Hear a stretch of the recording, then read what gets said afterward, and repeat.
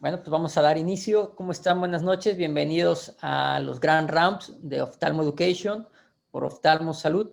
El día de hoy se toca el tema de retina. Está con nosotros de invitado el doctor Juan Manuel Jiménez Sierra de México. Va a estar moderando el doctor Roger Moncada, retinólogo, adscrito también del Instituto Ophthalmo Salud. Y posteriormente se va a dar un caso clínico por parte de la doctora Carol Villafuerte, que ella es fellow de retina y vitrio del instituto. A todos los participantes les voy a solicitar, por favor, que apaguen su cámara, apaguen el micrófono. Si tienen alguna duda, alguna pregunta que le quieran hacer a los ponentes, por favor, escríbanla en el chat y nosotros se la hacemos llegar. Bueno, pues bienvenidos sean todos y te dejo, Roger, para que nos presentes al doctor Juan Manuel. Bueno, buenas noches a todos los presentes. Es un honor y un privilegio tenerlo con nosotros al doctor Juan Jiménez. Él es médico adscrito del Departamento de Retina y Vitro de la APEC y también es el jefe del Departamento de Electrofisiología de la APEC. Sin más preámbulos, doctor Juan Jiménez, bienvenido y le cedimos el espacio. Gracias, Roger, por la invitación. Gracias a Ophthalmo Salud, al programa Ophthalmo Education, y un gusto estar de nuevo con ustedes.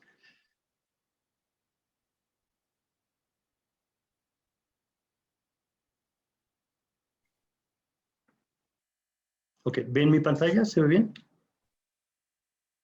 Ok. Sí, doctor. Bien, el tema que vamos a hablar es síndrome de tracción vitreomacular.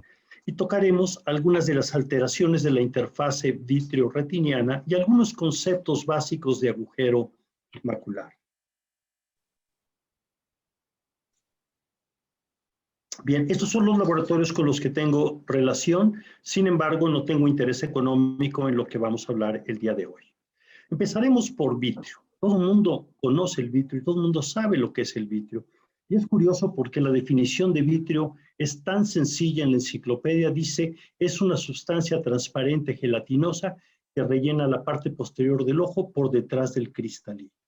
Sin embargo, el vitrio realmente es una estructura muchísimo más compleja que esta definición. Aquí vemos un esquema de realmente cómo sería el vitrio. No lo vemos así porque los equipos de OCT todavía no logran esa definición.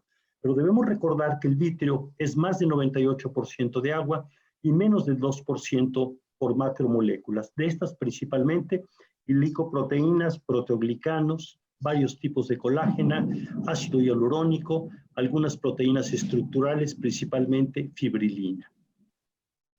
El vitrio es una estructura indispensable embriológicamente para el ojo. Sin embargo, el ojo adulto puede vivir sin el vitrio. Y decimos los retinólogos, ¿para qué sirve el vitrio? El vitrio sirve para que el retinólogo tenga trabajo, para que le dé de comer realmente el vitrio. Y lo curioso es que podríamos vivir sin el vitrio. Podríamos hacer una analogía aquí. Es como el apéndice. Es un órgano que embriológicamente funcionó, pero en el adulto puede dar problemas. Y eso mismo sucede con el vitrio. Cuando hablamos de interfase vitrio-retiniana, es la relación que existe entre la retina y el vitrio. Y el vitrio tiene áreas de contacto muy firmes con la retina. Estas áreas más firmes se localizan en la base del vitrio, en el disco óptico y en las 500 micras centrales de la fóvea. Y también alrededor de los vasos sanguíneos. Pero curiosamente las adherencias son más firmes, donde la membrana limitante interna es más delgada. En el esquema que vemos, al lado derecho arriba tenemos la corteza vitrio arriba, abajo las células de Müller y en medio la membrana limitante interna. La membrana limitante interna en las zonas que es más delgada es donde la adherencia con el vitrio es más firme. El punto importante aquí es ¿cuál es el evento más importante en la vida del gel vitrio?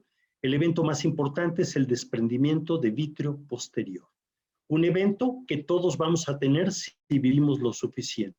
Los miopes lo tendrán más temprano, los no miopes un poco más tarde en la vida, y es el evento más importante cuando hablamos del gel vitrio. Fotografiar el desprendimiento de vitrio posterior realmente es difícil, y aquí intentamos una fotografía del desprendimiento de vitrio posterior, vemos algunas de las condensaciones vítreas, pero realmente es difícil poderlo fotografiar. El vitrio va a sufrir cambios con la edad. El vitrio sufre cambios desde edad muy temprana. Este cambio principal es la licuefacción, y esa licuefacción le llamamos síntesis. ¿Qué tan temprano se inicia? Bueno, a los 4 años de edad ya hay indicios de licuefacción en el vitrio. A los 15 años de edad, una quinta parte del vitrio ha sufrido ese proceso de licuefacción, y si nos vamos a los 70 años, el 50% del vitrio ha sufrido cambios ya de licuefacción. ¿Cómo podemos valorar los eventos que surgen en el vitrio por la edad? Tal vez la mejor forma es la tomografía de coherencia óptica. Nos da más detalles incluso que la ecografía, sobre todo la relación de la interfase entre el vitrio y la retina. El envejecimiento del vitrio favorece la licuefacción, y eso le llamamos sínquisis, y le ponemos el apellido sínquisis senilis. ¿Y qué significa? Que el vitrio se va haciendo más líquido. Empiezan a formar lagunas o cavernas o espacios líquidos dentro del vitrio, se modifica la consistencia del vitrio y finalmente también su estabilidad. Estos cambios son más severos si se asocian con miopía, con trauma, cirugía previa, inflamación ocular o herencia. Pero aún en ausencia de todos esos cambios, únicamente por la edad tendremos cambios de licuefacción. Y el evento que decíamos que es el desprendimiento de vitrio posterior, lo vamos a tener todos con la edad. Si nos vamos a los 50 años, el 60% de los ojos ya tendrán algún desprendimiento de vitrio, habitualmente parcial, es decir, continúa adherido en alguna parte posterior, pero empieza a desprenderse. Y aquí aparece otro concepto, el concepto sinéresis. ¿Qué significa sinéresis? Es la separación del vitrio de la interfase vitrio-retiniana. Los dos cambios importantes, sínquisis, que es la licuefacción, y sinéresis, que es la separación del vitrio de la interfase vitrio-retiniana. ¿Y cuál es el factor clave para que todo esto ocurra? La inestabilidad a nivel de la membrana limitante interna. En el esquema de arriba del lado derecho tenemos la corteza vítrea en verde, tenemos la membrana limitante interna como la línea condensada verde más oscuro, y abajo la M, que son las células de Müller, y es la relación que existe entre el vitrio y las células de Müller en un paciente joven. Hay 3 conceptos que debemos revisar cuando hablamos de interfase vitrio-retiniana y de desprendimiento de vitrio posterior. Uno es la clasificación de los estadios del desprendimiento de vitrio posterior. 2, la clasificación internacional del Vitro Macular Study, que nos dice las etapas o los estadios que podemos tener. Y 3, la clasificación ya antigua de agujero macular del Dr. Gass. Iniciemos con los estadios del DBP y los compararemos con lo que encontramos con los estudios de OCT. Estadio 0, lo vemos con la flecha roja. Ausencia de desprendimiento de vitrio posterior. Esto es en pacientes muy jóvenes que el vitrio está totalmente adherido en la parte posterior. Y si esto lo ejemplificamos con un estudio de OCT, podemos ver que toda la superficie de la hialoides y del vitrio posterior toca la retina. Aquí pareciera que hay un espacio ópticamente vacío, pero es normal y el vitrio se encuentra totalmente adherido. En este ejemplo no existe desprendimiento de vitrio posterior y sería el estadio 0. Continúa el estadio 1. ¿Qué hay en el estadio 1? Un desprendimiento de vitrio posterior perifoveal, pero con adhesión a nivel de la fovea.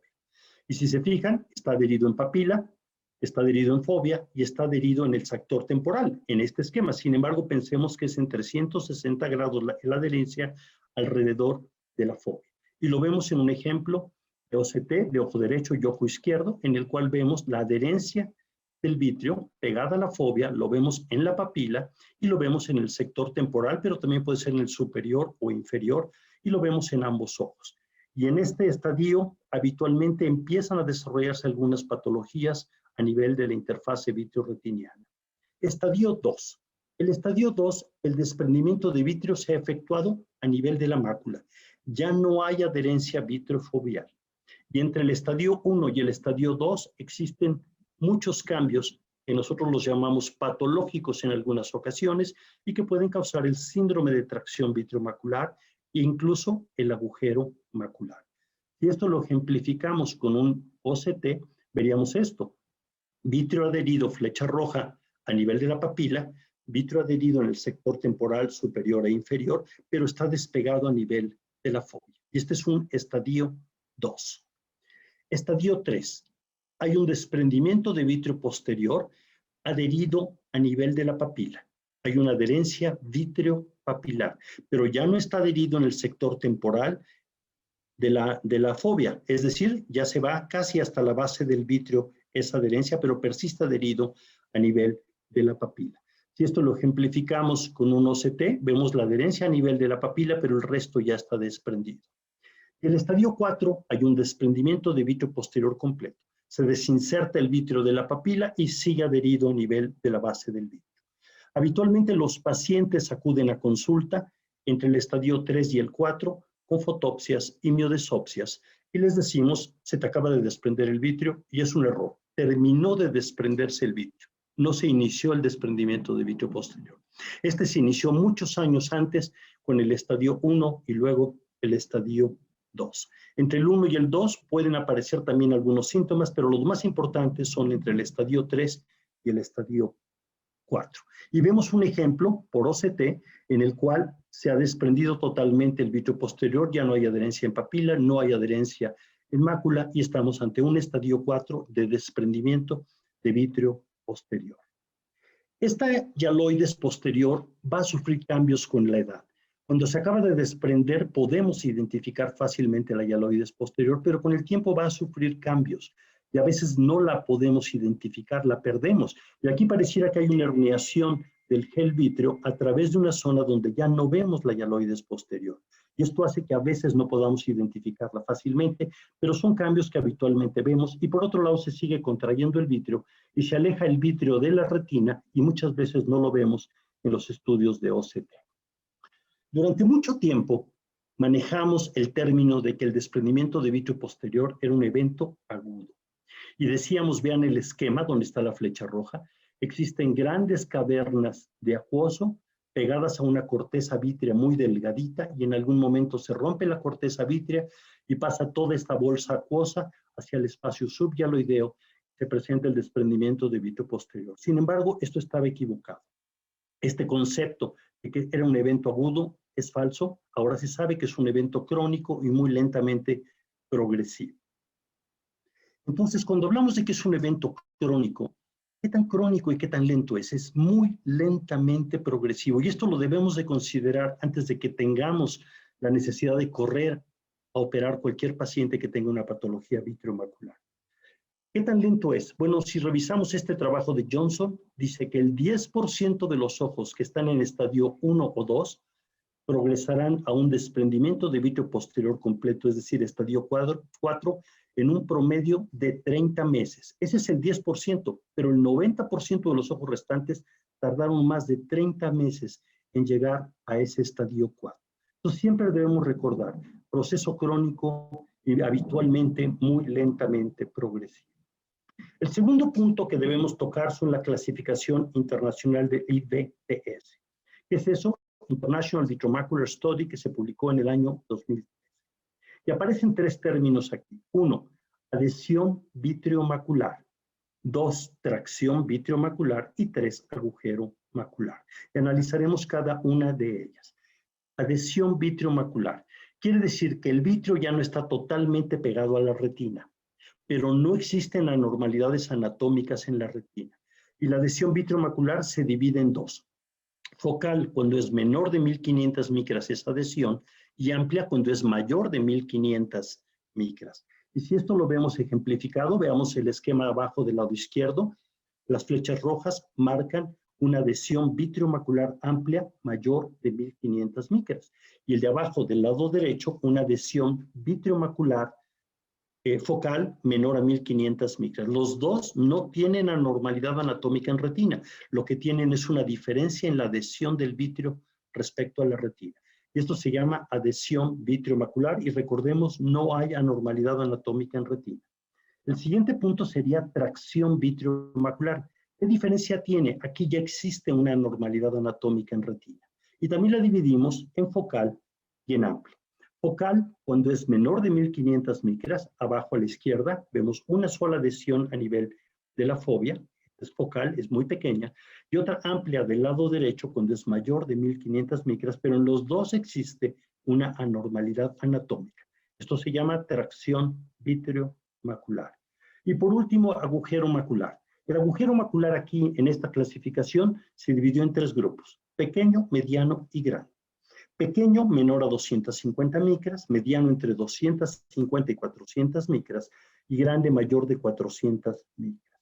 ¿Y qué importancia tiene eso? Bueno, es una clasificación que se basa en el pronóstico. Aquellos agujeros menores de 250 micras sabemos que tenemos alta probabilidad de cierre con cirugía, un poco menos de probabilidad entre 250 y 400 micras, y baja un poco la probabilidad de cierre cuando es grande, mayor de 400 micras. Y vemos 3 ejemplos. Recordemos, intentamos medir el agujero macular en la base, es decir, pegado al epitelio pigmentado. Flecha roja, un agujero macular pequeño. Flechas amarillas, un agujero mediano entre 250 y menor a 400 micras, y con las flechas azules, un agujero grande mayor de 400 micras. Y a esto le agregamos si tiene o no tracción vitreomacular. Y observemos, donde está la flecha roja, el vítreo persiste adherido a nivel de la fovea. Donde están las flechas amarillas, el vítreo está separado. Y donde están las flechas azules, persiste el vítreo adherido. Entonces podemos decir agujero pequeño, mediano y grande, y si existe o no adherencia del vítreo, y si existe o no tracción vitreomacular. Esto tiene importancia durante la cirugía para ser cuidadosos en el despegamiento del vítreo y no agrandar más el agujero. Esta última clasificación, su finalidad es básicamente terapéutica y pronóstica. ¿Qué no incluye esta clasificación? No incluye cuando hay una tracción vitreomacular mixta, ni incluye cuando tenemos una membrana epirretiniana. Quedaron excluidas de esta clasificación, y recordemos que es común encontrar membranas epirretinianas, sobre todo en individuos mayores de 65 años, que va del 8 al 10% de los que tienen algún grado de membrana epirretiniana. Y si nos regresamos ahora a la clasificación antigua, lo clásico, hablábamos de 3 tipos: agujero macular completo, flecha de arriba, imagen arriba a la derecha, donde no hay tejido frente al epitelio pigmentado de retina. Agujero lamelar, hay una ruptura en retina, pero hay tejido frente al epitelio pigmentado de la retina. Y la imagen de abajo, lo que llamamos pseudoagujero macular, en donde hay una imagen que parece clínicamente un agujero, pero no existe un agujero. Lo que existe es una membrana epirretiniana que se ha contraído y nos da la imagen como si existiera un agujero, pero no hay ruptura en retina. ¿Qué complicaciones nos puede dar el desprendimiento de vítreo posterior? Arriba a la derecha, la formación de un desgarro en retina, y si en ese desgarro hay un vaso sanguíneo, como mostramos aquí, y el vaso se rompe, podemos llegar a tener un desprendimiento de retina y también una hemorragia vítrea. Tracción vitreomacular, el esquema de en medio del lado izquierdo, donde el vítreo está traccionando la retina y está produciendo lo que llamamos un síndrome de tracción vitreomacular. Un agujero macular, que es lo que tenemos abajo del lado izquierdo, que es una tracción vitreomacular persistente que llega a romper la retina, y en medio del lado derecho, la formación de una membrana epirretiniana. Todos estos eventos, podemos decir, son secundarios a un desprendimiento de vítreo posterior, y en este caso no asociados a otras patologías, porque podríamos mencionarlo asociado a retinopatía diabética, degeneración macular o a miopía alta, pero no estamos hablando de otras patologías asociadas. Por último, hablaríamos un poco de agujero macular. ¿Qué sucedió con esta clasificación que durante años utilizamos? Y es la clasificación que hizo el doctor Gass, y la hizo en base a la clínica, no en base al OCT, que es lo que hacemos ahora. Y el doctor Gass dijo, podemos clasificar el agujero macular en 4 estadios. Llamó 1, impending, es decir, de amenaza de agujero o agujero oculto. Estadio 2, central o excéntrico. 3, con adherencia del vítreo. Y 4, cuando el vítreo se desprende. Esto lo hizo el doctor Gass por clínica, pero lo que yo hice aquí es tomar el esquema del doctor Gass y poner imágenes de mis pacientes que he tomado OCT y comparar lo que hizo el doctor Gass por clínica con lo que hacemos ahora por OCT. Y veamos, fobia normal, impending central, impending 1B, agujero 1B oculto, las 2 formas, las 2 variantes que hay, el agujero estadio 2 de Gass, el 2 excéntrico, el 3 aún con adherencia del vítreo y el 4 con desprendimiento de vítreo posterior. Es decir, lo que hizo el doctor Gass fue correcto, sí. ¿Qué faltó en la clasificación del Dr. Gass? Hablar de la relación del vitrio y del pronóstico visual, pero sigue siendo una clasificación que anatómicamente puede ser válida. Y repito, la genialidad del Dr. Gass es que él no contaba con los equipos de OCT que tenemos ahora para hacer una clasificación tan perfecta. ¿Qué es lo que realmente ocurre en el vitrio para que produzca un síndrome de tracción macular o un agujero macular? Bueno, recordemos que cuando hacemos un OCT, tenemos una alta definición en retina, con los nuevos equipos hasta de 4 micras. Podemos ver en parte el vitrio, podemos ver la hialoides posterior, pero no podemos ver todo el vitrio. Entonces el vitrio se mueve, el ojo se mueve, incluso cuando estamos durmiendo, y estos movimientos van produciendo fuerzas de tracción a nivel del vitrio y a nivel de la adherencia del vitrio con la retina.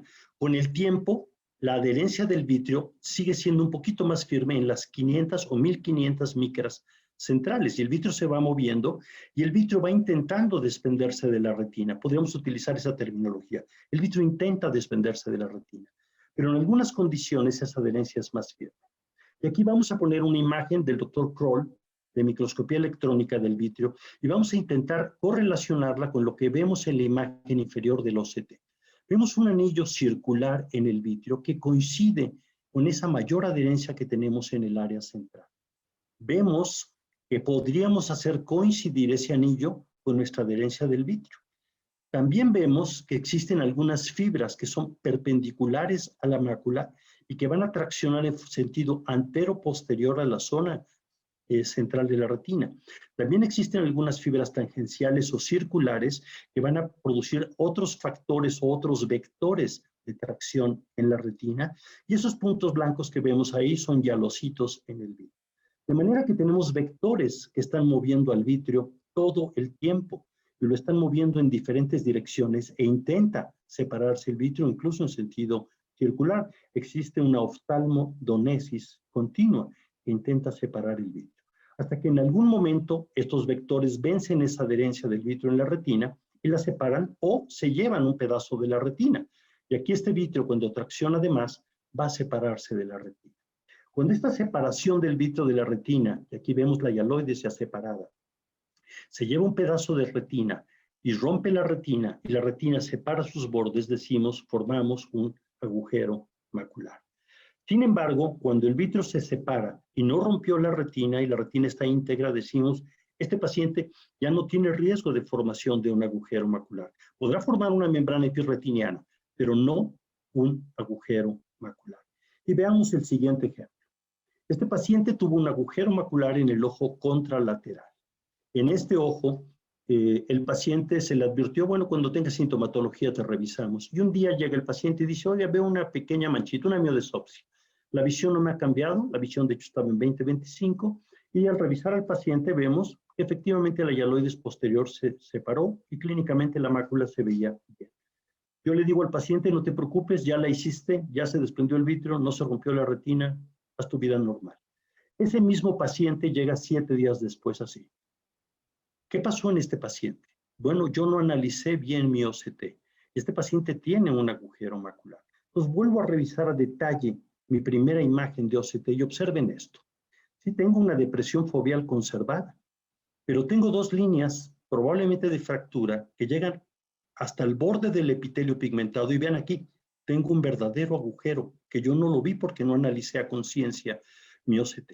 Y esto hizo, esta ruptura, que fuerzas tangenciales abrieran, como el diafragma de una cámara, un pequeño orificio, se convirtiera en un agujero macular completo. Si esto lo vemos a detalle, lo único que sucedió fue que se acabó de abrir un agujero que ya existía, pero que yo no identifiqué en mi primera evaluación. Es muy raro captar a un paciente en esta etapa. Digo, tuve la oportunidad de captarlo, pero tuve también la mala suerte de no hacer un diagnóstico oportuno y decirle al paciente, no vas a formar agujero, y realmente lo formó. Esto lo mostramos en blanco y negro. Vean, la parte superior sería un ojo normal, la parte inferior es el ojo del paciente, donde ya existe una ruptura que llega hasta capas externas de retina. ¿Y qué significa esto? Que cuando se forma un agujero macular, la tracción vítrea no nada más rompió la superficie de la retina, sino rompió hasta capas profundas de la retina, y esto es lo que permite que el agujero probablemente pueda abrirse.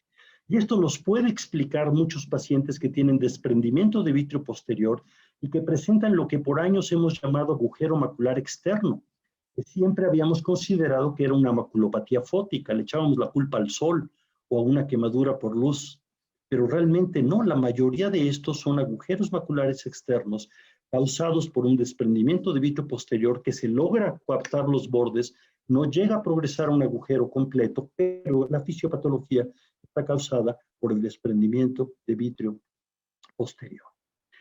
Cuando nosotros vemos un paciente con una patología como esta, que ya hay una anormalidad anatómica, hay una adherencia del vitrio en la superficie de la retina, debemos de pensar que estos pacientes, específicamente más en mujeres, hay una adherencia fuera de lo normal.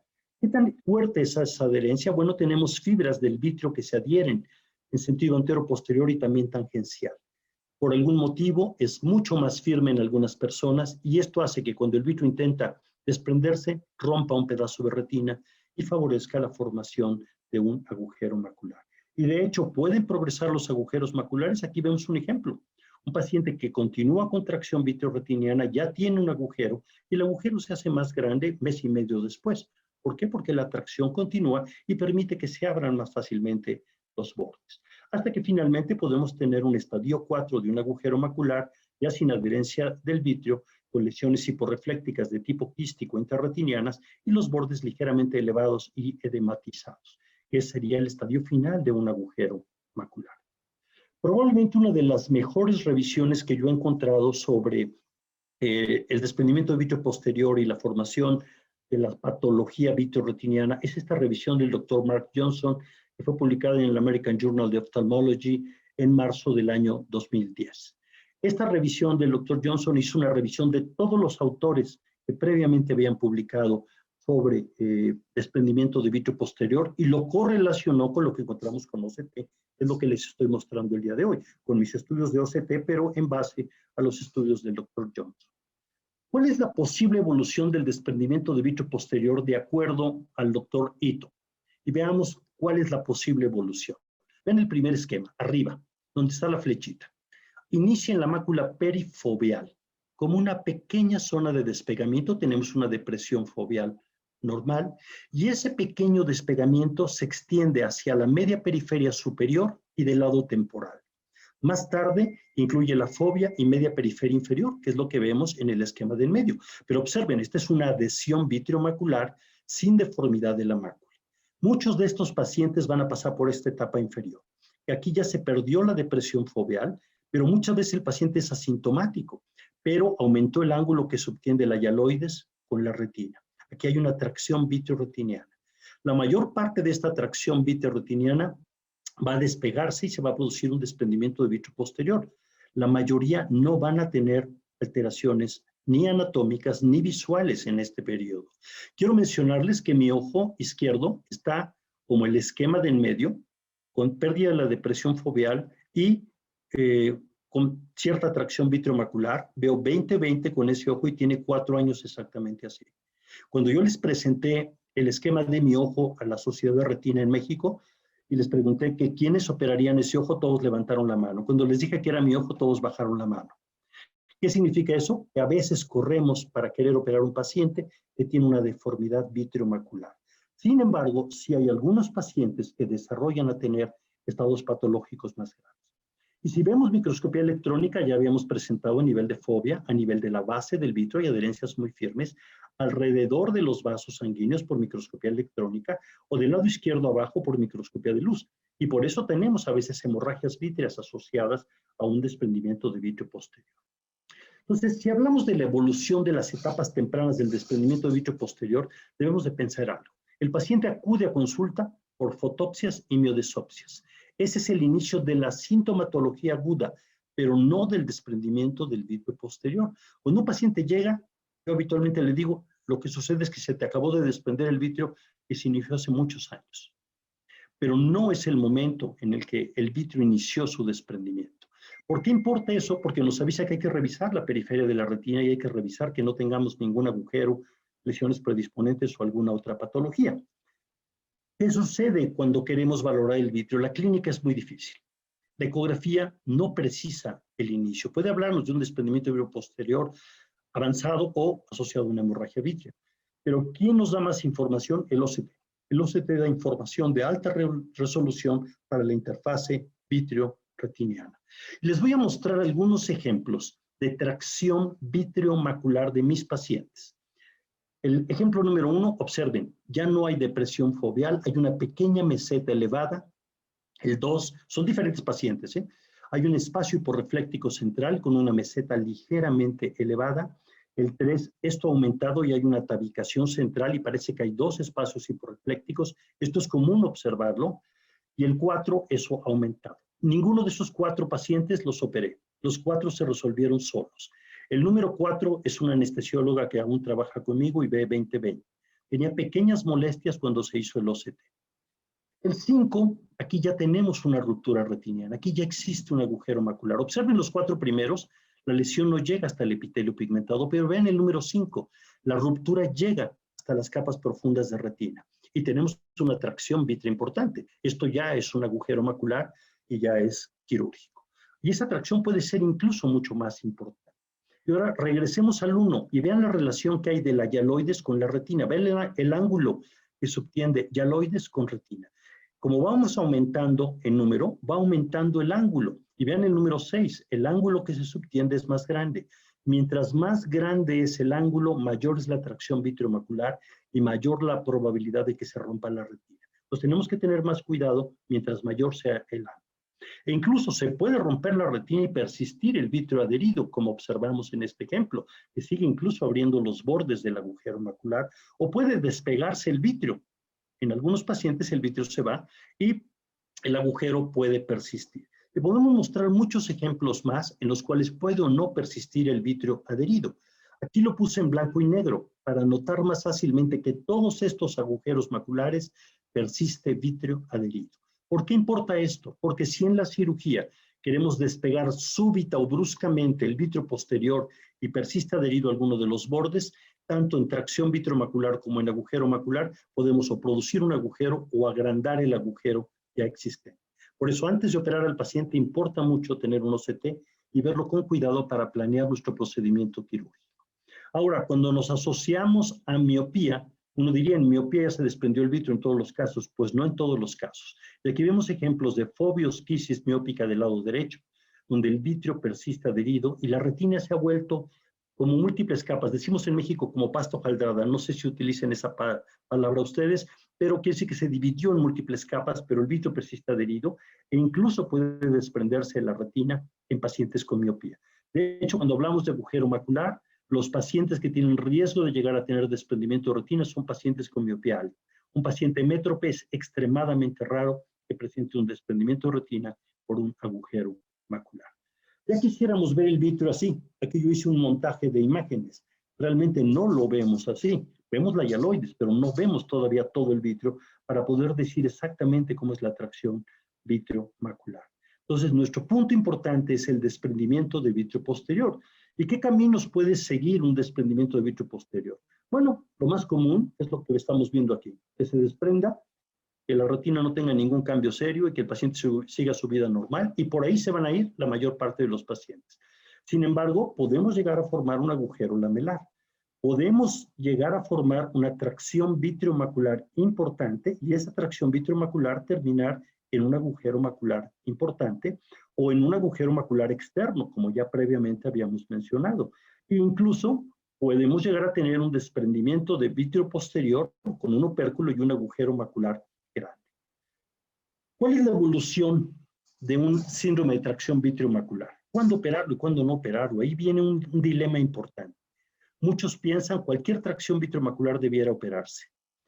No somos tanto de la idea, pero veamos este ejemplo. Julio del 2016, los dos ojos presentan una ligera tracción vitreomacular. La decisión fue observación.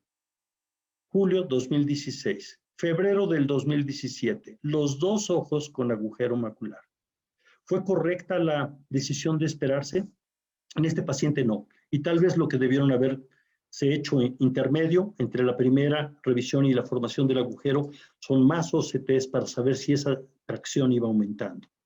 Pero aquí, algo raro, en forma simultánea, los dos ojos forman un agujero macular. Quirúrgico ahora obligatoriamente, pero pudo haberse evitado tal vez sí, si lo hubiéramos diagnosticado tempranamente. Otro problema que puede surgirnos por el desprendimiento de vitrio posterior es la formación de membranas epirretinianas. Clásicamente se menciona, las membranas epirretinianas se forman cuando se ha desprendido el vitrio, cuando existe algún agujero en retina y hay paso de células del epitelio pigmentado hacia la cavidad vítrea, se siembran sobre la superficie de la retina, lo más común en mácula. Estas células sufren cierta metaplasia, se convierten en fibroblastos, lanzan fibras de colágeno sobre la retina, se contienen las fibras de colágeno y esto produce la contracción de membrana epirretiniana, es lo que vemos en el OCT inferior. Sin embargo, el doctor Johnson también tiene otra hipótesis sobre esto, y es que no todas las membranas son originadas por un agujero en retina. Y podemos encontrar agujero macular con membrana epirretiniana, sí, aquí vemos un ejemplo, pero vean esto, vemos la membrana epirretiniana en la superficie de la retina, pero la membrana epirretiniana da la vuelta y se mete por el agujero macular, es decir, hay ocasiones en que la membrana realmente es extensa. Pero el doctor Johnson tiene otra hipótesis aparte. Dice, el vitrio posterior se desprende y quedan remanentes del vitrio adheridos a la retina. Y esos remanentes del vitrio, lo vemos ahí en el círculo rojo, pueden ser el sustrato para el inicio de una membrana epirretiniana. Esta hipótesis no todo el mundo la apoya, sin embargo es una hipótesis que habla de un camino diferente para la formación de una membrana epirretiniana. Y aquí podemos ver paciente con degeneración macular y desprendimiento de vitrio posterior. En el círculo vemos aquí pequeños remanentes del vitrio que han quedado sobre la retina y que pueden producirnos el desarrollo de una membrana epirretiniana con el tiempo. ¿Es común encontrarlos? Bueno, de acuerdo al trabajo del doctor Johnson, más o menos el 10% de los pacientes que tienen desprendimiento de vitrio posterior tendrán persistencia de algunos fragmentos de vitrio o de hialoides pegados a la retina.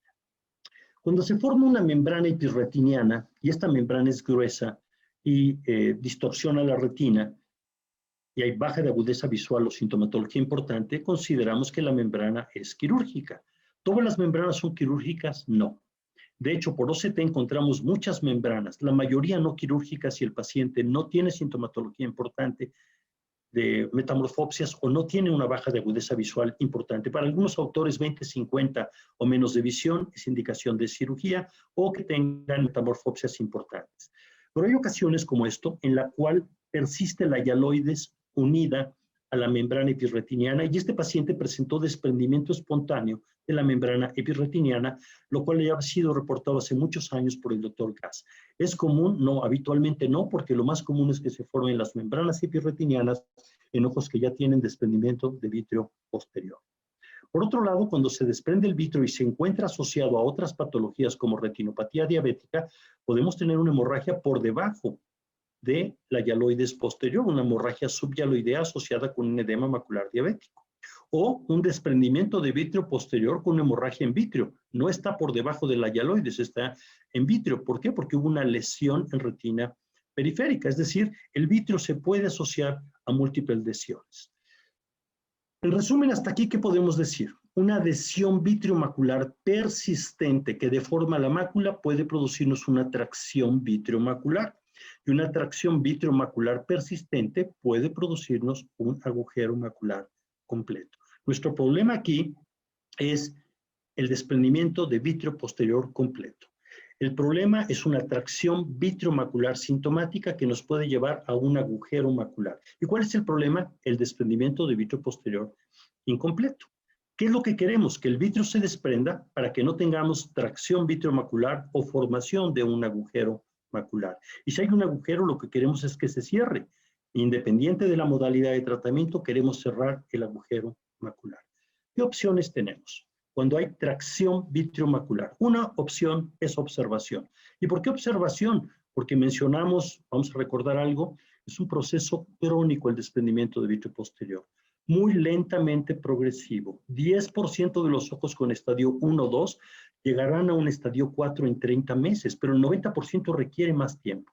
Entonces, ¿esto obliga a correr, a operar a todos los ojos? No, porque si no están progresando, muchos podrían no operarse y resolverse en forma espontánea. Y vemos un ejemplo. Tracción vitriomacular importante. Este paciente se dijo se repite el OCT, pero el día que se repite el OCT, el vitrio ya se había soltado y empieza a resolverse la tracción vitreomacular y se resuelve completamente sin necesidad de tocarla. Otros dos ejemplos, tracción vitreomacular en los dos ojos. Esto es febrero del 2013. Los dos ojos presentan tracción vitreomacular, pero con buena agudeza visual.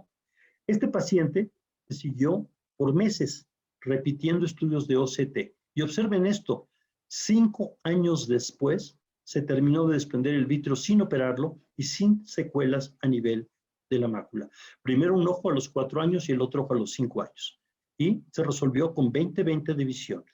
¿Pudo haberse operado aquí? Sí. ¿Era indispensable la cirugía? Yo creo que no. Probablemente muchos cirujanos de retina hubieran dicho sí lo opero de los dos ojos antes de que se desprenda solo el vitrio. Pero a veces el vitrio se desprende solo y no necesariamente va a causar problema. Y veamos el ejemplo del corazón que ya habíamos presentado. Esta paciente llega con una visión de 20/50 aproximadamente, con sintomatología importante, ya tiene un agujero macular, se le llenan sus formas de autorización de seguro y el seguro tarda 2 meses en autorizarle la cirugía. Cuando llega ya con la autorización, le digo, pues ya está listo todo, tiene su preoperatorio, se puede operar mañana. Pero la paciente dice, oiga doctor, revíseme de nuevo porque ya veo bien. La reviso y le repito el OCT. No la operé, la paciente ve 20/20, se desprendió el vitrio y se cerró el agujero. ¿Puede llegar a ocurrir? Sí. Si la paciente hubiera llegado al mes con sus papeles del seguro, yo lo hubiera operado y yo hubiera dicho, yo tuve un éxito en la corrección del problema. Sin embargo, muchas veces se resuelve en forma espontánea, sin necesidad de que tengamos nosotros que cerrarlo. La segunda opción sería vitrectomía. Vitrectomía, si vemos los resultados de estudios, aquí puse nada más 5 estudios, cuando el paciente tiene tracción vitreomacular, la mejoría en general va de 10 a 15 letras, muy buena. Y cuando tiene agujero macular, incluso hasta 20 letras de mejoría. Es decir, tenemos muy alta probabilidad de ganancia anatómica y ganancia funcional cuando vamos a cirugía.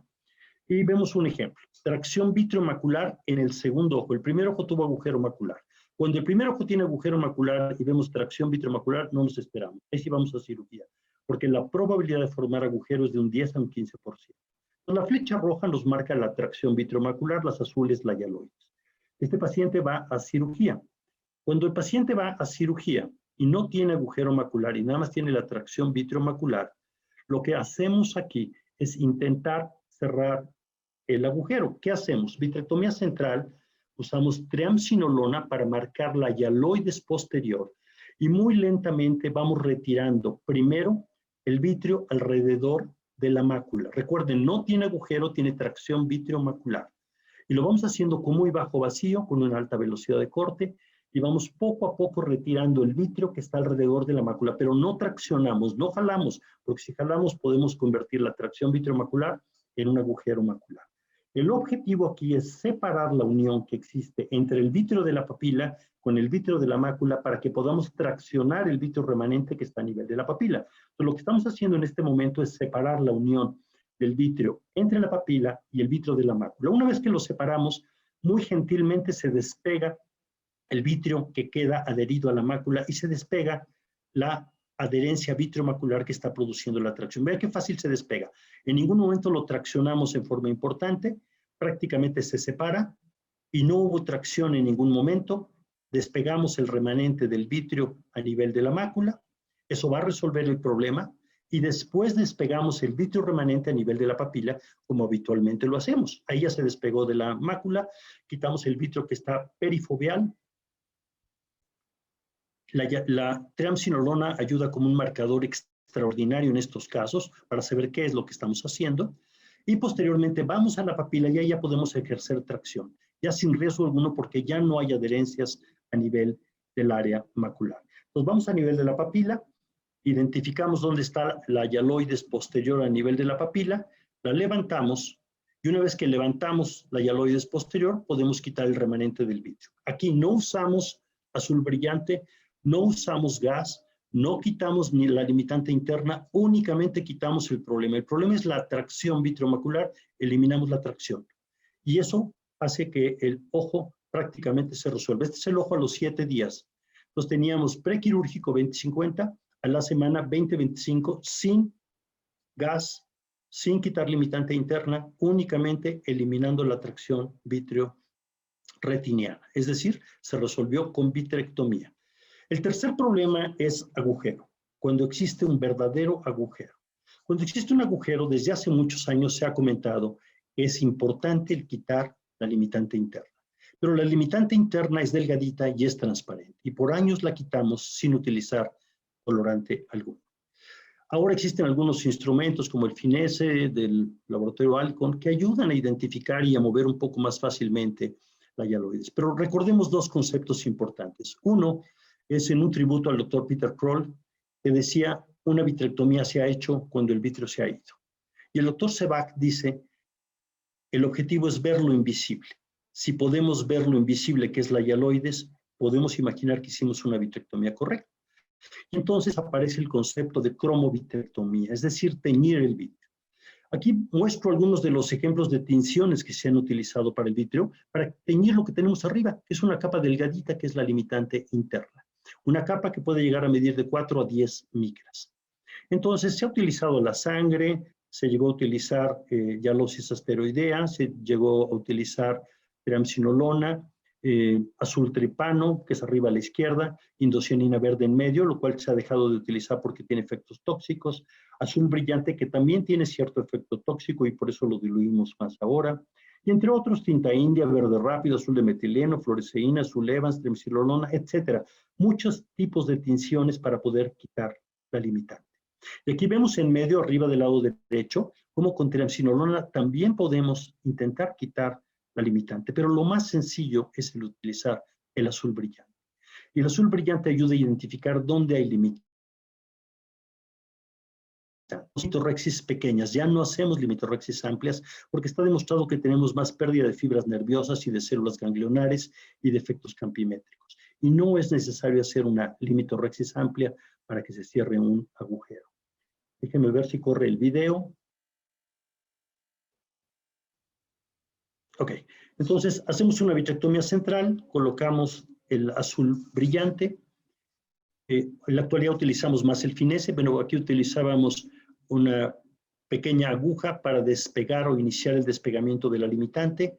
Una vez que iniciamos el despegamiento de la limitante, con un forceps la quitamos en un espacio no mayor a 2 diámetros de disco alrededor del área macular. Colocamos una burbuja de gas de SF6 al 20% y colocamos al paciente durante 24 horas boca abajo. La probabilidad de cierre del agujero, si no es grande, es cercana al 95%. Y vemos un ejemplo, agujero macular prequirúrgico 20-100. Se hace el procedimiento que mostramos. Cerramos el agujero, pero esto es bien común encontrarlo. Tenemos una zona hiporrefléctica en la zona central y aquí dudamos a veces si lo logramos cerrar. Sin embargo, 6 meses después, vemos que ha desaparecido eso y tenemos íntegra la capa de fotorreceptores y una buena agudeza visual. No siempre vamos a lograr agudezas visuales como esta. Si se fijan anatómicamente, recuperamos cierta morfología de la mácula, pero no la morfología normal previa a que se formara el agujero macular. Antiguamente, con los OCTs que no tienen alta definición, decíamos se cerró, pero no veíamos detalles de la capa de fotorreceptores. Pero vean este ejemplo, agujero macular completo, vemos un halo alrededor del agujero, y observen aquí en esta zona, aquí vemos donde estuvo la ruptura y está cerrado el agujero. Uno dice, se cerró muy bien. Hacemos un OCT, tenemos hasta depresión foveal bonita, pero vean esto, en la zona central tenemos un pequeño espacio donde no hay fotorreceptores y la visión no mejoró. Nos pusimos a buscar y encontré que Ryan había reportado este paciente de mi paciente, en el cual Ryan operó al paciente, después el paciente murió, el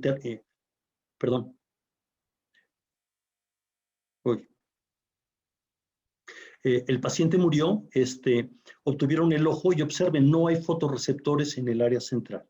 Observen aquí abajo, no hay fotorreceptores en el área central, exacto lo que sucedió en mi paciente. A veces este agujero macular se lleva todos los fotorreceptores en el área central y aunque lo cerremos no mejora. Por último, la ocriplasmina. Nos tocó participar en el estudio de la ocriplasmina. Recordemos que la ocriplasmina es un derivado de la plasmina, está dirigida a fibronectina, laminina y colágeno en el vítreo, induce liquefacción y desprendimiento de vítreo posterior.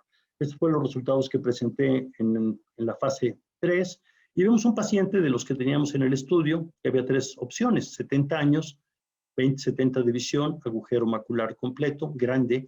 Y había 3 opciones: observación, vitrectomía o ocriplasmina. Si teníamos vitrio adherido en el área central, teníamos la opción de utilizar la ocriplasmina. Entonces utilizó ocriplasmina, veía 20/70, a los 45 días ve 20/40, pero si observen de nuevo, un pequeño defecto central. A los 60 días ve 20/30. Pero ¿qué problema teníamos con estos pacientes? Fotopsias importantes, miodesopsias importantes, algunos con discromatopsia, algunos pacientes con electroretinograma, los que les hacíamos electroretinograma deprimido. Entonces no fue tan excelente, aunque podíamos hacer un despegamiento enzimático. Y por otro lado, costaba varios miles de dólares. Y la probabilidad de cierre era de un 40% contra casi 95% que tenemos con cirugía. Entonces era un procedimiento caro con poca probabilidad de éxito. Y observen abajo la línea amarilla. Cuando inyectábamos solución salina balanceada, la probabilidad de cierre era de casi del 20%. Entonces, ¿resultó extraordinario? No. Se concluía de ese estudio que era ideal ocriplasmina en pacientes menores de 65 años con agujero macular pequeño, menor a 250 micras, que fueran fáquicos. Pero estos son los mismos ojos que tienen un resultado extraordinario con cirugía. Entonces, no fue tan bueno como nosotros creíamos.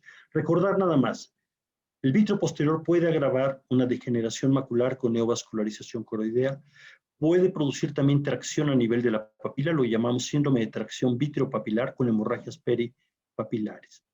Y ahora, como resumen, tenemos 3 niveles que nos puede afectar un desprendimiento de vitrio posterior: base del vitrio, de derecha a izquierda, disco óptico o mácula. Iniciemos por base del vitrio.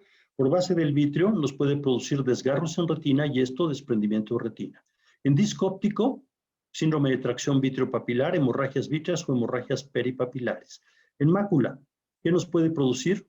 Una retinosquisis o un agujero lamelar, o agravarnos una degeneración macular, o agravarnos una retinopatía diabética, producirnos un agujero macular completo o una membrana epirretiniana. Lo que vemos en azul claro es cuando se convierte en sintomático la tracción vitreomacular. Aquí están resumidas algunas de las patologías de las que hemos hablado. Quería comentarles que podemos revisar algunas de las pláticas que hemos dado sobre esto si se meten a YouTube con mi nombre y buscan lo que vemos abajo: tratamiento de algunas alteraciones vitreomaculares y alteraciones de la interfase vitreoretiniana. Podemos encontrar incluso varios videos más sobre este tipo de alteraciones y cómo resolverlas. Muchas gracias por su atención y estoy abierto a las dudas o preguntas que tengan. Muy agradecido, doctor, de los asistentes de Nicaragua. Dice, la tomografía es un poco cara. ¿Usted indicaría siempre a un paciente que acude con fotopsias, miodesopsias, una OCT?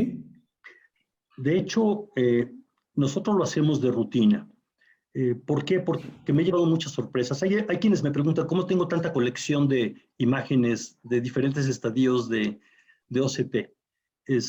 Bueno, llevo muchos años haciéndolo y la verdad estoy enamorado del estudio de OCT. Ya no podría vivir sin él. Y cuando podemos hacerlo, sí sugerimos que se haga el OCT. Ahora, si el paciente tiene una visión muy buena y estamos seguros de que no hubo lesión, pues podríamos no hacerle el estudio de OCT. Pero si empiezan a hacer estudios de OCT, se van a sorprender la cantidad de patologías retinianas que pueden llegar a identificar. Tengo más de 1,300 imágenes de diferentes pacientes con diferentes patologías por desprendimiento de vitrio posterior que he podido juntar durante los últimos años. Entonces yo diría, si pueden hacerlo, intenten hacerlo. Sí, acá el doctor Dino Nateri le está felicitando, es una charla espectacular. Yo quería hacer un comentario. Si bien es cierto, la OCT es un elemento básico, pero ¿se imaginan Gas cuando hizo la clasificación de los agujeros? Simplemente hacía la oftalmoscopía directa y observaba y detallaba impresionante. Yo pienso que ese doctor de Nicaragua, si tiene un problema, puede desarrollar la oftalmoscopía directa y, bueno, tratar de correlacionar la parte clínica, que es lo que mucho nos ayuda, ¿no? A veces tenemos la adhesión vitreomacular y el paciente no te da ningún síntoma, simplemente observas, ¿no? pero ya cuando te manifiesta la sintomatología es ahí donde uno tiene ya que evaluar con más detalle los OCTs y seriarlos o controlarlos en el tiempo. Mi pregunta era la siguiente, doctor. ¿Cuánto tiene de relación? A veces tenemos pacientes con lesiones predisponentes, fotocoagulamos, y en el tiempo desarrollan membranas epimaculares. ¿Hay alguna relación fuerte? ¿Existe esa relación? Sí, tu pregunta es muy buena, Roger. Sí existe relación entre fotocoagulación de lesiones periféricas y desarrollo de membrana epirretiniana. Es decir, cualquier procedimiento que hagamos puede liberar células y esas células se van a la parte de declive habitualmente, que es la mácula, y sufren cierta metaplasia, se convierten en fibroblastos y pueden formarnos una membrana epirretiniana. Sin embargo, yo que leo muchos estudios de OCT en pacientes que incluso los mandan por otra alteración, yo te diría que arriba de los 65 años, probablemente en el 10% de los pacientes no tratados, encontramos algún grado de una línea hiperrefléctica sobre la superficie de la retina que consideramos que es una membrana epirretiniana. Rara vez con deformidad macular, pero que son comunes, sí son comunes. ¿Es predisponente el haber tratado una lesión para desarrollar una membrana epirretiniana? Sí. Y si tenemos un agujero periférico, todavía mayor riesgo. Si le usamos el crío o usamos fotocoagulación, tenemos más liberación de células y mayor probabilidad de formar una membrana epirretiniana. Pero si revisamos el trabajo del doctor Johnson y la hipótesis de él, que un desprendimiento dicho posterior incompleto puede predisponer para la formación de una membrana epirretiniana, podríamos justificar muchos casos de formaciones de membranas epirretinianas sin encontrar agujeros en retina. Hay una pregunta, acá dice, ¿hay alguna posibilidad de que en el OCT se pueda saber si hay presencia de sangre o algún líquido para poder hacer un mejor diagnóstico diferencial? Sí, habitualmente cuando hay sangre encontramos puntos hiperreflécticos de mayor densidad, tanto en el vitro como a veces en superficie de retina. Podemos equivocarnos, ¿eh? Podemos no, a veces interpretar o sobreinterpretar una lesión con sangre, pero hay otro problema más. Si la sangre es importante, el OCT no es posible. El OCT funciona en medios transparentes o semitransparentes. Si los medios están parcialmente opacos, ya no tenemos definición de la retina. Y con OCTA, que nos da muchísima más definición, requerimos medios aún más transparentes. Si los medios son opacos, podemos perder la angiografía por OCT y realmente hacer un estudio que no tendría valor alguno.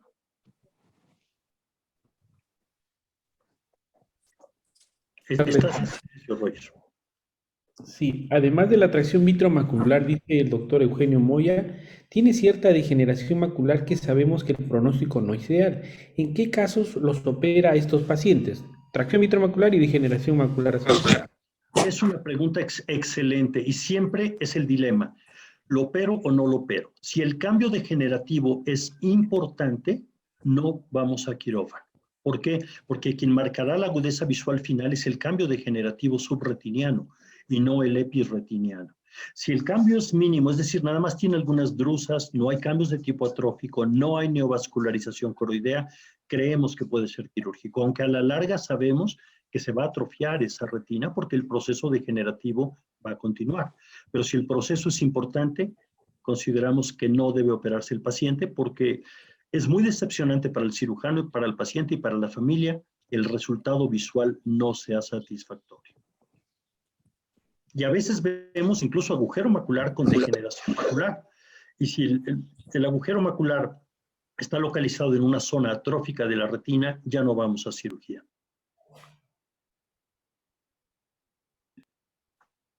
Muy bien, doctor, en vista que ya no tenemos más preguntas, agradecerle sinceramente la excelente charla, muy clara, muy buenos conceptos. Felicitarlo desde acá de Perú. Un abrazo virtual hasta allá, muy agradecido. Y pues Gracias. bien, vamos a continuar con las actividades. Vamos a pasar con el caso clínico a Y Carol. una, Vamos a preguntarle. y una disculpa, Carol, porque me tardé un poquito más de lo esperado. No, todo bien. Estuvo muy bonita la charla, doctor. Adelante, Carol. Ya, voy a poner mi caso.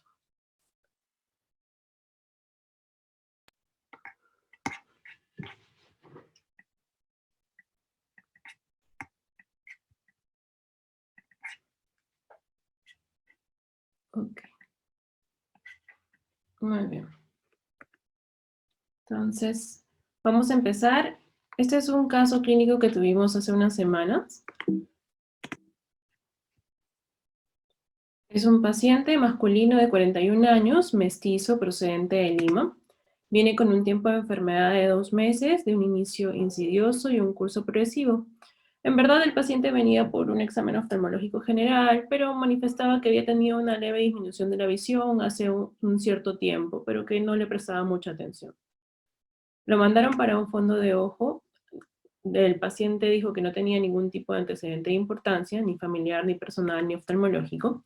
Y al examen oftalmológico, la agudeza visual, encontramos que la agudeza visual estaba en 20/25, que corregía a 20/20 menos el ojo derecho, y el ojo izquierdo, que corregía de 20/25 a 20/20.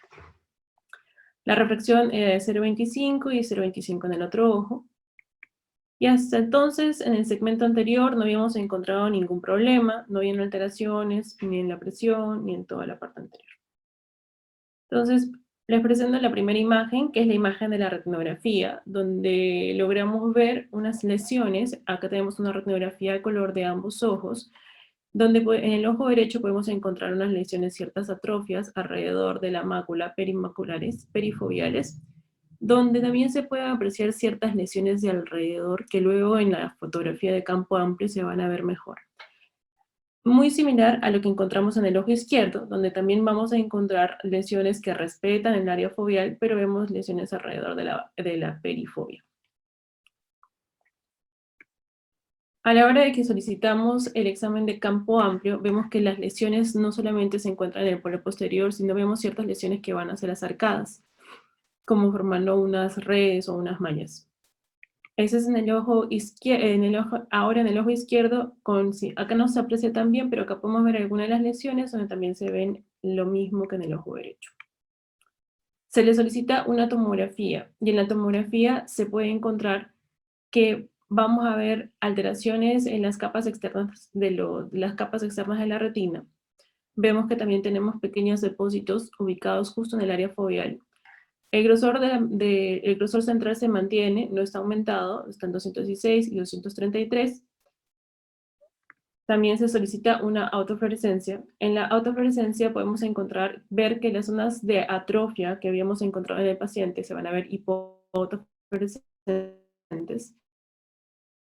Y vamos a tener una configuración tanto de hiperautofluorescencia y hipoautofluorescencia en ambos ojos, que se ven muy parecidos o como similares. Le solicitamos también una angiografía. En la angiografía, donde también podemos hacer el comparativo con la fotografía y la autofluorescencia que se repitió, vemos que también tenemos zonas de hiperfluorescentes que vemos en la primera imagen, o sea, en etapas tempranas. Esta hiperfluorescencia va cambiando hasta finalmente tener la hiperfluorescencia por lo que sería el defecto de ventana que eran de las zonas de atrofia. El ojo izquierdo presentaba unas características similares. Vemos que en menor cantidad, y si hay algo característico es que la fobia se mantiene, no había tanta afectación en el área foveal. Se le solicita un campo visual, y el campo visual se puede ver que hay un escotoma central en ambos ojos, se ve bastante afectado. Y debido a que ya teníamos lesiones en el área macular y ya teníamos un defecto central, pensamos en un problema de distrofias y solicitamos lo que sería el electroretinograma. En el electroretinograma pudimos encontrar disminución de las ondas, tanto en escotópico como en fotópico, pero unas ondas subnormales. Y ahí se ven, acá podemos encontrar dónde se encuentran los defectos, y también en el fotópico. Entonces, con todo esto pudimos hacer como un repaso de una enfermedad que no es común, es bastante común, pero para los que son retinólogos. Las personas que no hacen retina, pues ven lesiones en la parte de atrás y no están seguros. Viendo en el fondo de ojo, nosotros vimos características de una atrofia, vimos las lesiones que tenían como una forma de estructura en red que nos hacía pensar en lo que sería un fundus fluvimaculatus, y tenemos un electroretinograma subnormal. Entonces, vamos a hablar un poco de la enfermedad que dimos el diagnóstico de Stargardt del paciente. Es un paciente de 41 años. Entonces, el Stargardt sabemos que son mutaciones del ABCA4. Es la causa más común de enfermedad retiniana autosómica recesiva. Es la distrofia macular hereditaria más común tanto en adultos y niños, y la prevalencia es de 1 en 8.000 a 10.000 pacientes. ¿Cómo ocurre? Como habíamos dicho, es por causa del ABCA4. Cuando tenemos reducción del mismo, vamos a tener el grado de severidad de los mismos. Podemos tener lo que es la enfermedad de Stargardt cuando tenemos alguna cantidad de ABCA4, que son proteínas de membrana. Y luego, cuando tenemos mayor cambio o mayor disminución de estas proteínas o de estos canales, vamos a encontrar que podemos tener las distrofias de cono, bastón y finalmente una retinosis pigmentaria de tipo recesivo. Entonces vemos en esta imagen que nos permite ver cómo la ausencia de este ABCA4 hace de que se mantengan o que haya un depósito de lo que serían los flex o depósitos de lipofucsina en el EPR. Y mientras mayor es la pérdida, hay mayor daño posterior de los fotorreceptores, empezando por los conos, y luego finalmente se van los conos y los bastones, terminando una retinosis pigmentaria como un caso severo. Las mutaciones del ABCA4 son responsables del 95% de los casos de las enfermedades de Stargardt clínica, y 30-50% de las distrofias de cono-bastón, 8% en los casos de retinitis pigmentosa autosómica recesiva. La fisiopatología, ya más o menos lo habíamos visto, es por un papel del ABCA4, en el cual tenemos que este ABCA4 se encarga de la producción o la estabilización o el cambio entre lo que sería el all-transretinal, que pasa al all-transretinol, acercándolo a estas enzimas. Entonces, esto permite que se mantenga o aumente la cantidad de A2E, que es un detergente tóxico, y finalmente este depósito hace que se den las muertes de las células del EPR y finalmente, de una forma directa o indirecta, la pérdida de los fotorreceptores. Las características clínicas en este paciente que habíamos visto era un paciente 20-20, así podemos encontrar que va desde 20-30 hasta 20-200. Hay picos de presentación de acuerdo a la edad del paciente. Usualmente tenemos dos picos principales, uno que es a la niñez, que es el más frecuente, y otros a la adultez temprana, que más o menos iría entre los 40 años como nuestro paciente. Ahora, se dice que si tenemos la pérdida de visión central bilateral, ya puede ser discromatopsias o escotomas centrales, o con una atrofia macular y flex de color amarillo-blanco, deberíamos sospechar de esta enfermedad. El inicio, cuando la enfermedad se presenta más joven, se dice que la enfermedad es un poquito más, disminuye más, es de peor pronóstico que aquellos que son de inicio tardío. Entre las características clínicas que vamos a encontrar los flex, que son parte del fundus flavimaculatus. Estas pueden formar como una angulación obtusa, dando una forma pisiforme. Y podemos encontrar distintos tipos. Por ejemplo, acá tenemos las imágenes de los flex que habíamos visto en nuestro paciente. Vemos que se pueden formar las lesiones de atrofia. Y en algunos casos, estas lesiones se confluyen entre sí y se forman varias zonas de atrofia, como se ve finalmente una atrofia generalizada. En la función visual, el compromiso de la agudeza visual con frecuencia no coincide con el compromiso del campo visual. Si nos fijamos en el campo visual, teníamos un campo visual bastante reducido, pero el paciente está viendo 20-20. Fishman y sus colaboradores vieron en 95 pacientes cuál era la probabilidad de mantener la agudeza visual en 20-40. El 52% fue a los 19 años, 32% a los 29 y el 22% a los 39. Entre los exámenes que vamos a encontrar, como tenemos un acúmulo de A2E o lipofucsina dentro del EPR, vamos a encontrar un enmascaramiento de la circulación coroidea, las motas van a ser hiperfluorescentes, y vamos a tener un anillo peripapilar que generalmente es hipofluorescente. El OCT habíamos visto que teníamos unas pérdidas principalmente de las capas externas de la retina. Y en la electrofisiología lo que es característico es de que esté o normal o subnormal. Se puede clasificar, se puede dividir en cambios de genotipos de ABCA4 leves, moderados y severos. Cuando son leves no hay ningún tipo de cambio detectable en el electroretinograma, pero cuando son moderados podemos tener anomalías selectivas de conos, y ya severos tenemos las anomalías en todos los componentes, conos y bastones, es decir, escotópicos y fotópicos. El tratamiento, actualmente no existe un tratamiento comprobado, existen estudios con fármacos que modulan el ciclo visual, como son la isotretinoína o la ferritinina, que pueden retrasar la formación de los productos tóxicos.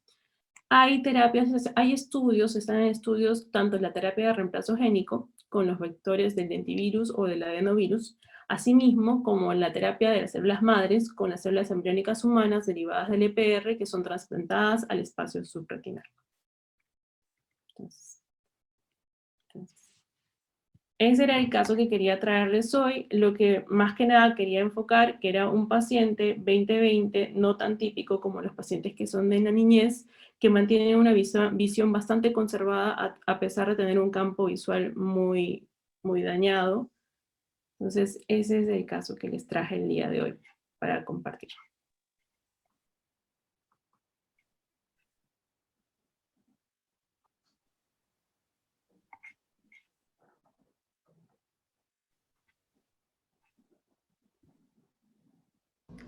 Muchísimas gracias, Carol. Si tienes por ahí algún comentario, Roger. Sí, el caso es muy interesante, muy bonito, muy didáctico para todos. Consideren que la terapia génica cumple un rol muy importante. Ya lo han usado en amarosis de Leber, y de este tipo de enfermedades, el Stargardt, yo creo que dentro de poco vamos a tener resultados muy interesantes. Imagínense tener ya en corderos, en la Argentina lo están realizando en la terapia génica, donde cargas en el adenovirus, que es un virus que permanece en el ojo 24 a 48 horas, es el vector, cargas en el DNA modificado, el epitelio pigmentario, y lo depositas. Y eso se siembra en esa zona y genera cambios en el epitelio y respuestas aparentemente favorables. En amaurosis de Leber estamos viendo algunos resultados. Yo creo que Stargardt también va por ahí. En algún momento vamos a ver noticias de la terapia génica y yo creo que ese es el futuro, ¿no? Los tratamientos que están avanzando mucho en corderos. No sé en la Argentina cómo están en ese aspecto. El doctor Juan Jiménez, si nos puede comentar algo. Bueno, no, yo quería hacer un comentario de la parte clínica de la presentación de Carol más que de la parte terapéutica. Yo creo que es un caso muy interesante. Me llama un poco la atención la buena agudeza visual a los 40 y tantos años. Esto se explicaría por la hipótesis que tiene también Fishman de que algunos pacientes no inician con la maculopatía tipo Stargardt, sino inician con fondo flavimaculatus. Y estos pacientes, entre la cuarta y quinta década de la vida, los flex van progresando hacia el área macular y empiezan a producir áreas de atrofia. Si te fijas, tenía dos tipos de flex en la autofluorescencia, hiperautofluorescentes e hipoautofluorescentes. Los flex hipoautofluorescentes te hablaban de mayor cronosidad y lo contrario con los hiperautofluorescentes. Otra cosa que me llamó un poco la atención es el electroretinograma de tipo negativo en el escotópico con flash intenso. No es lo común encontrarlo en una patología de este tipo. Tienes un fotópico normal, tienes un flicker prácticamente normal, el escotópico estaba muy reducido, pero el escotópico con flash intenso, o el que llamamos mesópico, salió de tipo negativo. Y esto, cuando lo empezaste a presentar, me descontroló un poco, empezar, bueno, a lo mejor es otra patología. Sin embargo, el resto de la presentación es totalmente congruente con el diagnóstico de fondo flavimaculatus con maculopatía tardía tipo Stargardt. Sí.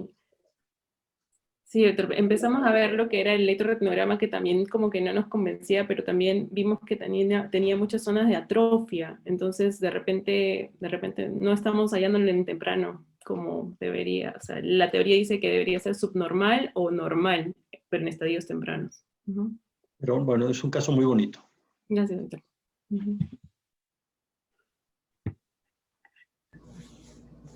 ¿Algún otro comentario o pregunta de parte de la audiencia? Para que lo escriban por el chat. Si no, damos por finalizada la sesión y pues agradecer y agradecerles a los participantes.